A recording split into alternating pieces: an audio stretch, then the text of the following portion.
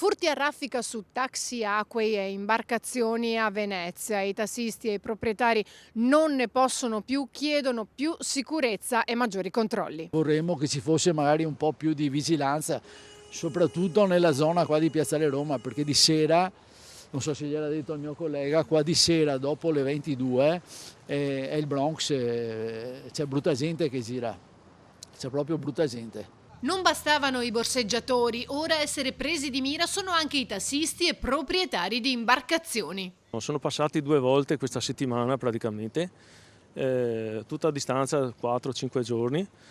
Hanno aperto i cassetti, hanno trafugato un po', non hanno rubato nulla perché non c'è niente da rubare, perché questa qui è aperta, c'è la chiave, c'è tutto su, quindi se aprono trovano aperto appunto per non fare malanni. Se trovano invece chiuso, allora c'è il rischio che troviamo anche tutto rotto, tutto trafugato, possono anche rompere.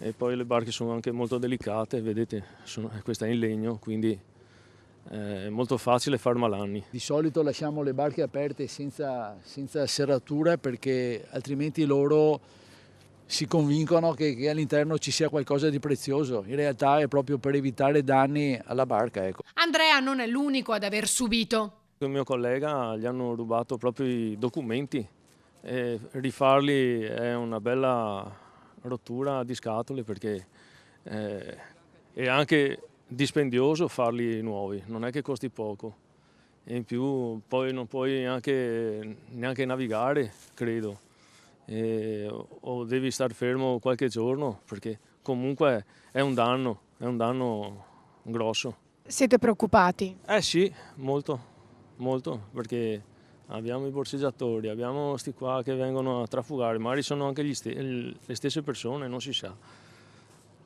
Pensiamo a tutto e poi speriamo non succeda più, speriamo. Dopo sta denuncia speriamo bene. La richiesta è sempre la stessa. Più controlli e che diano più autorità, soprattutto anche i controlli, perché dopo sta gente viene presa, portata in centrale e non gli fanno niente. La colpa non è neanche di questi poveri poliziotti che loro fanno sicuramente il loro dovere, però dopo fondamentalmente non gli fanno niente.